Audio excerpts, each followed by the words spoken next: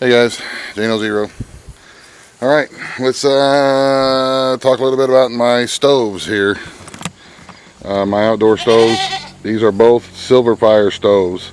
The one on the right is a SilverFire Hunter stove, and this one here on the left is a SilverFire Survivor rocket stove, which I'm getting ready to use to do some canning on. And I figured I would make a video and show you guys a little bit about the many different uses for these stoves. I've had a lot of people ask me which one do I prefer. Well, they're different stoves. This one is a rocket stove, and this stove here is what they call a T-lud stove, or a top lit updraft stove.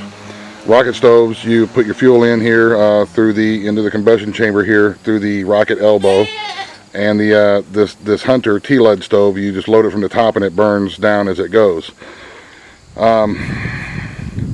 This top draft stove here, since it has the pipe, a lot of us said we can use it on the inside, and you can, and I will make a video about me using it inside. It doesn't fit underneath my particular hood vent on my stove, so what I do is I put into the kitchen sink, get my fire going right there, the window right above the sink, and then I take two of the top sections off and I put a dryer hose on it, and that way the heat and the dryer hose and the smoke goes up the dryer hose out the window that way. And then as soon as I put a pan on top, then there's no more smoke that comes out of the top. The smoke, it forces it to go out to the top. So as soon as you get your fire lit, but we'll do that in another video. This Survivor stove here is the new one from SilverFire, and it replaced my old StoveTech stove for several reasons. You guys have seen me use it on the inside already. The reason that I can use it inside is because it's got these baffles down here on the bottom. I don't know how well this is going to come out.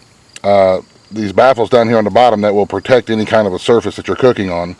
Now, I have it outside sitting on bricks right now, but you guys have seen me use it on my kitchen counter before, and it doesn't get hot because of the way that this lets the air go in and it baffles it out. The door here, on the front of the door, you see this little thing right here. That is actually a gauge for what size fuel you should use. That is the perfect size fuel to use for this particular stove, and it doesn't take a whole lot, y'all. It's really enough. It really does work. It is really enough. And when your door is closed and you have your fuel inside there and you're burning, you're cooking along here, you can look through the slot that they've left open here, so you can see that your fire is burning and how much fuel you've got in there if you need to push a little bit further. That way you don't got to keep opening up the door and wasting any kind of heat. Also, down here below, you'll see that it has a secondary inlet valve for more air to get in, so that it burns more efficiently and you get more BTUs out of the fuel that you're using versus just having the smoke or just having the air coming from here. It comes in from the bottom and it comes in from the top. And then back there in the back, I don't know if you can see behind this paper, which I got to get my fire going here, in the back you can see some vents back there. That is where the secondary air comes up at, and that's another reason why it burns so efficiently. And that it burns and then it keeps all your heat in there. It's got a square combustion chamber, which I really like. It's easier to build a fire and easier to feed. Cast iron, a concave cast iron cooktop to maximize the amount of heat and maximize the amount of heat coverage on the bottom of your pot. That's right, sits right here. It comes up and it disperses the heat well. This is very, very light. It only weighs, I don't know, a few pounds. I don't know how much exactly how it weighs, but it's because of the type of insulation they had. The old StoveTechs used clay, and it was really heavy, and you can bust that clay real easy. This stuff here uses some kind of a rock mineral wool blanket, which I think is like shaved rock somehow, that he uses for insulation on this, and it really does a good job. And I like this stove a lot. It's very portable. It's very light. I leave mine sitting out here in the back, and you see they're still looking. They're stainless steel. Everything on there is stainless steel, so it's not going to rust on you. So anyway, I got my little quarter fire patty here going. Let me get my fire going in this in the combustion chamber here of the rocket stove. I've got my water bath canner right there. So let me get my fire going, and we're going to can up some salsa out here on the rocket stove. So we're back here to here in a little bit. Alrighty, been a couple minutes here. You can see through the doorway there, we got our little fire going. I got the door closed because if there's no fuel sticking out of the door, then the door does not need to be open. It's getting plenty of air You don't want to lose any of the heat that's inside that chamber. You want it all to be coming up right here. You see how there's hardly any smoke whatsoever. That means you are using this rocket stove to its best potential. You don't want to lose any of the heat. Anytime you see excess smoke, you're wasting fuel. And you see the size of the fuel that I have here. I just have little sticks, and even these are a little bit bigger than what they could be. It doesn't take a whole lot. These stoves, especially this stove, is designed to maximize every little bit of heat that is generated from this little fire, and to send all those BTUs right up to the bottom of the pan to heat up the water or whatever it is that you're cooking. So don't waste your fuel. I understand that it's only wood and there's a lot of it, but there's no sense of wasting anything if you don't have to. This particular wood here is oak. Oak burns really hot. So, oh, excuse me, I'm choking on my soda.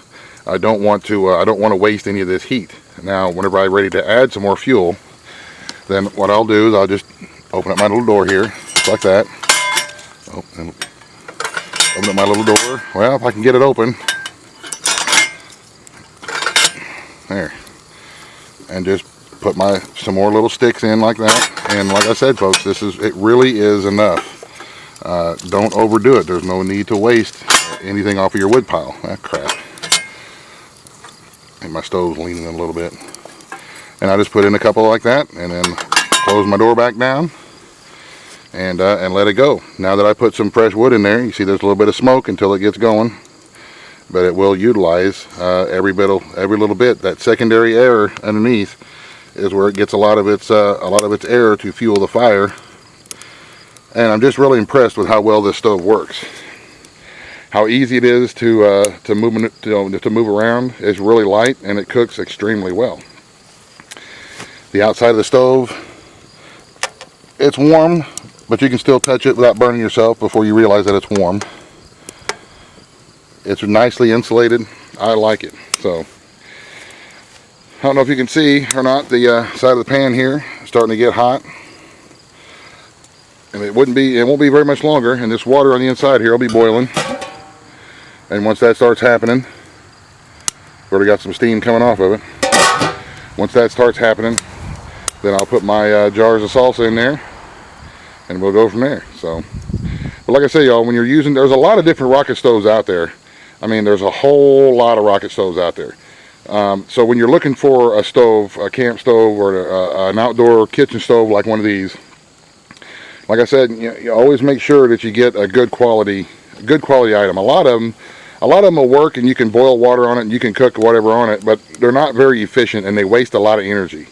And I don't like wasting energy. To me, if I save myself money by cooking outside on this thing, then eventually, in a short amount of time, it has paid for itself, and everything else from there on is a bonus.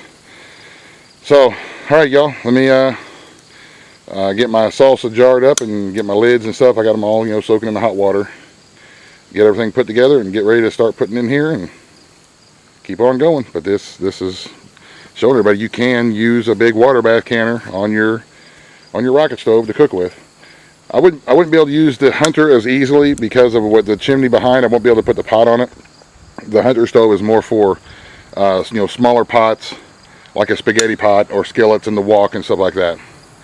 So, like I say, I don't have a preference. They both work really well. They both are designed differently. They're two different kinds of stoves. For small emergency stuff, I would probably say the Survivor is great. The Hunter is also great.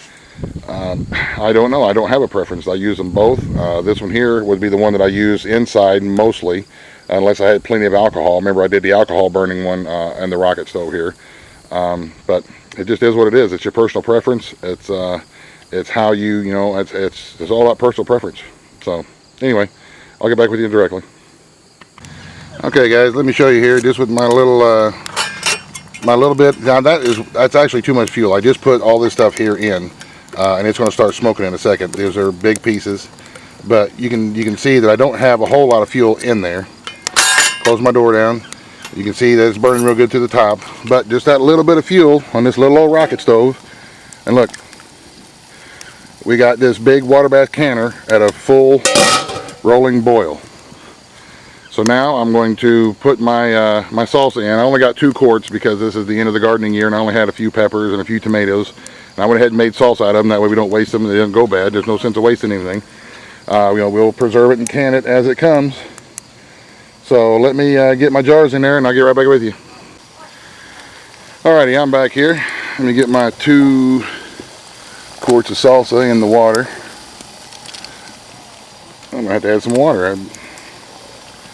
Alright, so I got my 2 jars in there. I'm gonna add a little bit of water in the top to cover them up, and we'll let them process for about 30 minutes or so. So I'll get back with you here when they're done.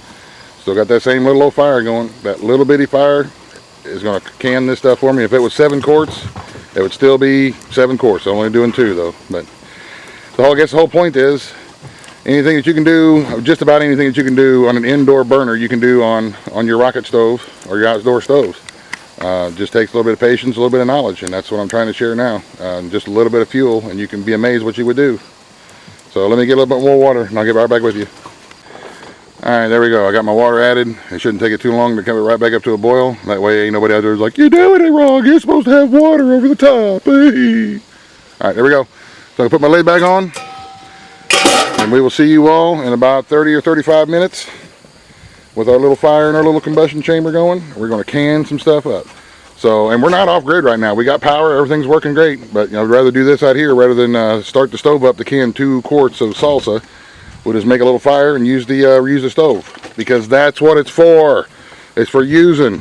Don't buy it and stick it in your garage and forget about it. Use it. If you get it, you get one of these stoves, use it. That's what they're for. It's not going to break on you. You're not going to overuse it. You're not going to wear it out.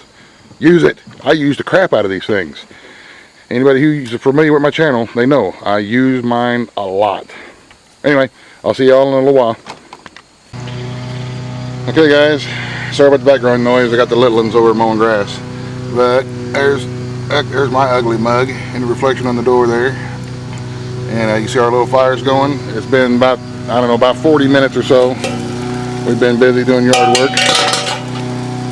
All I did was come by every once in a while and stuff a few more sticks into the combustion chamber, but not very much. You can see that's not a very big fire in there at all. And it doesn't take a whole big fire whenever you're using a good stove. So we got stuff here that we canned up, made salsa from the onions and the tomatoes and the peppers from our garden. So the salsa didn't cost us anything, nor did it cost us anything to can it and preserve it. So there you go. We got half a gallon of salsa absolutely free. So you gotta love it. Anyway, I just wanted to show y'all that you didn't need to have a propane turkey fryer burner or something like that outside in order to can. You can water bath can on your rocket stove.